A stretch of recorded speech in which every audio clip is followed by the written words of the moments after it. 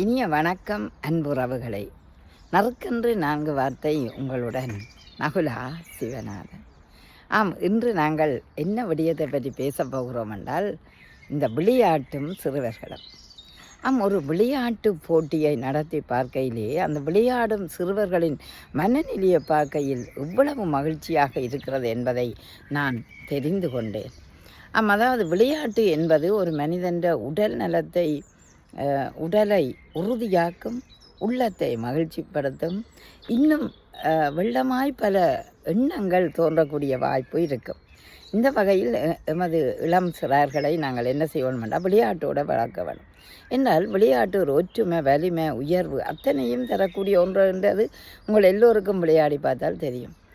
இந்த விளையாட்டு படியை பார்க்கையில் சிறுவர்களுடன் பெரியவர்களும் இணைந்து படைக்கின்ற மகிழ்ச்சி இருக்கிறதில்ல, அந்த மகிழ்ச்சி தான் உண்மையிலேயே மகிழ்ச்சிக்குரியது. ஏனென்றால் அம்மா அப்பாவுடன் இணைந்து அந்த குழந்தையும் அம்மா அப்பா அந்த திறமைகளை பார்க்கும்போது அவர்களுக்கும் ஒரு மகிழ்ச்சி இருக்கின்றது.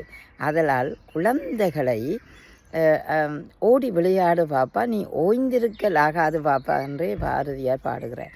அப்படியாக இருக்கையில் குழந்தைகளை மகிழ்ச்சியோடு நீங்கள் வைத்திருக்க வேண்டிய தேவை இருக்கிறது. அந்த மகிழ்ச்சிக்கு என்ன காரணம் என்று பார்த்தீங்கன்னா, அதில் ஒரு காரணம் விளையாட்டு.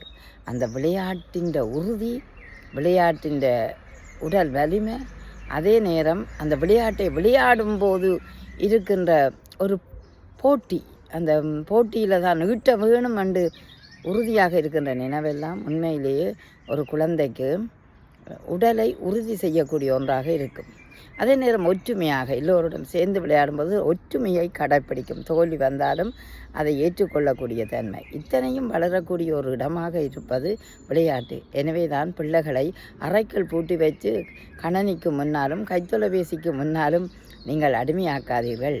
வெளியில் கூட்டி கொண்டு செல்லுங்கள். மைதானத்தில் நிற்க வேணும்.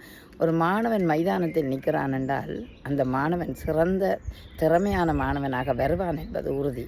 விளையாட்டு மட்டுமல்ல, அவன் படிப்பிலும் சிறந்தவனாக வருவான். அதுக்கான மனநிலை கூட மகிழ்ச்சியாக இருக்கும். அந்த வகையில் நாங்கள் எமது சிறகர்களை வீட்டுக்குள்ளடைத்து வளர்க்காமல் வெளியில் கொண்டு செல்ல வேணும். அது மைதானத்திற்கு கொண்டு சென்று விளையாட்டை பழக்கும்போது மகிழ்ச்சியாக இருப்பதை நான் என் அனுபவத்தால் கண்டேன். நானும் சிறுவர்களுடன் மகிழ்ந்தேன். நன்றி, வணக்கம்.